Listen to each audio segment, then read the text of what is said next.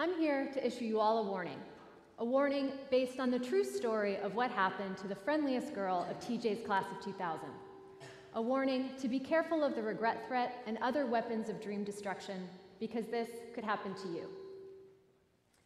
The regret threat is the prediction of unhappiness caused by making the wrong life choice.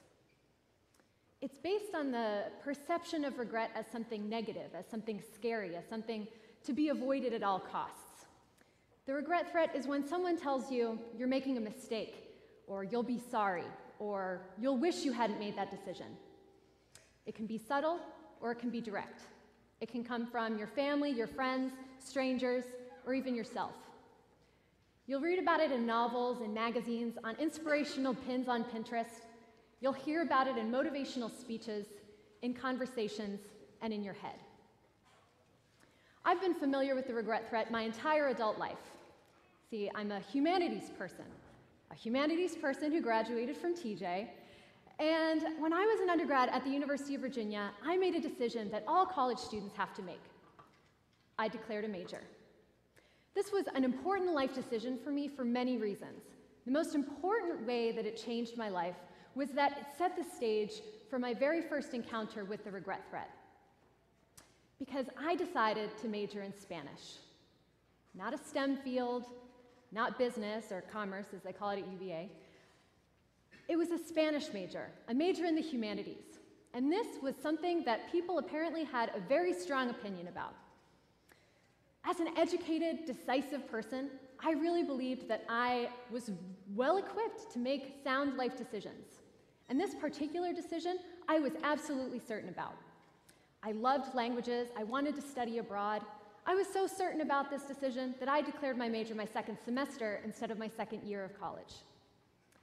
The professors in the Department of Spanish, Italian, and Portuguese at UVA took an interest in me as an individual, in my education, in my future. And at a huge place like UVA, where it's so easy to get lost in the crowd, that's no small feat. I felt at home in that department, intellectually challenged in my classes, and I felt really excited about all the possibilities that a degree in Spanish could afford me. Then I got my first taste of teaching, and I realized that's what I wanted to do. I wanted to share my passion for Spanish with other people. I was going to be a Spanish teacher. That made perfect sense to me. So imagine how unprepared I was to deal with other people's reactions to my decision to be a Spanish major with the goal of being a Spanish teacher. From a fellow TJ grad and UVA classmate. What are you going to do with that degree? And then from family friends, just seems like such a waste of your education. And then from random people, oh honey, you know there's no money in teaching, right? The underlying threat here, of course, is that I would regret my decision to study Spanish. I would regret my choice to teach. I would regret it because there are no possible jobs out there that would be at all worthwhile that I could get with that degree. I would regret it because I should be doing something more meaningful, more lucrative, something that was a better use of all of my talents, whatever that was. I would regret it because I wouldn't prevail. And I'm not sure why all these people decided to weigh in on my decision to study Spanish, but they did. And I received plenty of other regret threats since then about lots of other life decisions I've made in my life. And I'm not saying that people intend to be hurtful with those kinds of questions or comments, but I do believe that this kind of threatening language that can be used to talk about success versus failure can be really damaging. The regret threat is dangerous because it breeds other weapons of dream destruction, like doubt, cynicism, disappointment, and bitterness. It can keep people from pursuing their passions, it can stifle their creativity, and it can lead people down a path that they don't find meaningful or they don't enjoy.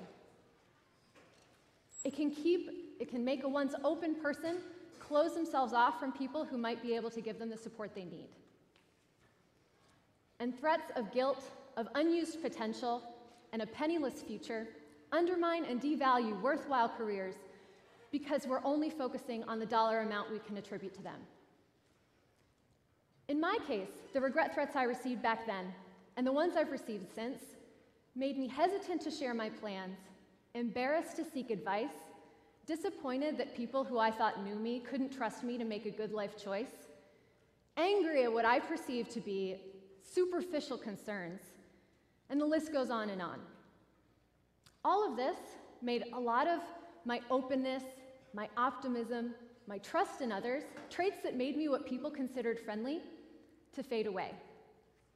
People I've met since the year 2000 probably wouldn't call me the friendliest person in a room, much less the friendliest person of a group of 400 people.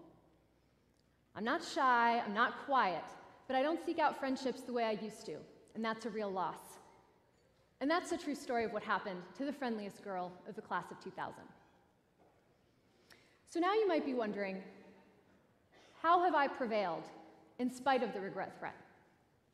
And I've prevailed because I've learned to embrace regret itself. Because I have plenty of regrets. I didn't end up regretting studying Spanish, traveling to Spain. I didn't regret teaching Spanish at all. But I have lots of other regrets. I regret graduating early from college, continuing on trying to finish a PhD when I knew that I didn't want to be an academic. I regret sacrificing my hobbies and my creative pursuits due to academic demands. And I regret not negotiating my salary at my first real-world job. These are just a few examples of some of the many, many regrets that I have. And I know that I'll have plenty more regrets where those came from.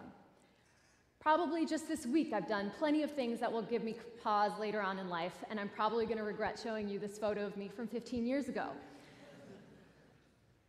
So I have all of these regrets, but I don't dwell on them. I don't dwell on any of the regrets I have, because to me, they're simply points in my life that I would do over again given the chance and given the knowledge I have now.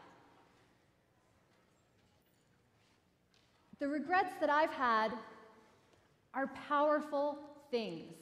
They have a positive power, and they inform the decisions I make every day and the goals I have for myself. By focusing on the positive power of regret, I'm able to disarm the regret threat, neutralize the weapons of dream destruction, and prevail. I may not be the friendliest person in the room anymore, but I'm also not afraid to make difficult decisions so that I can pursue my dreams. My goal in life is not to have a life with no regrets. It's to have a life filled with the kinds of regrets that signify that I was not afraid to make hard choices and forge my own path. So now, how can you prevail in spite of the regret threat, or when you're faced with a regret threat? I have a couple of suggestions. First, my suggestion is to remember that regret itself is not inherently bad. And if you allow it to be so, it can have a positive power. Then, I recommend asking for clarification. Asking someone directly exactly what they mean by a certain comment or a certain question allows people the opportunity to fully articulate exactly what they mean by a certain concern or their feedback. It also fosters dialogue, as opposed to allowing it to just be a quick dismissal of your dreams or disrespect of your decision. Then I suggest naming the emotion that you feel as a result of the regret threat, be it distrust, frustration, anger, sadness. By naming the emotion in the moment, you're allowing it to exist, and you're allowing yourself to experience it, instead of allowing it to simmer under the surface. And finally, remember that your decisions are yours and yours alone. And the consequences of those decisions are yours and yours alone. And your interpretation of all that is yours and yours alone. So when people give you well-meaning advice, remember that they're not the ones making and living those decisions.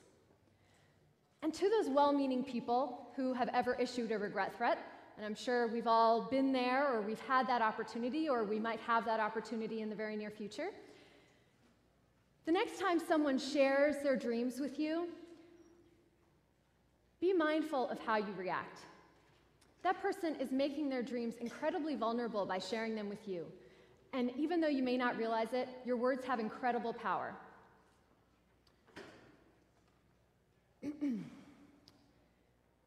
So the next time someone issues you a regret threat, just remember about that positive role that regrets can have.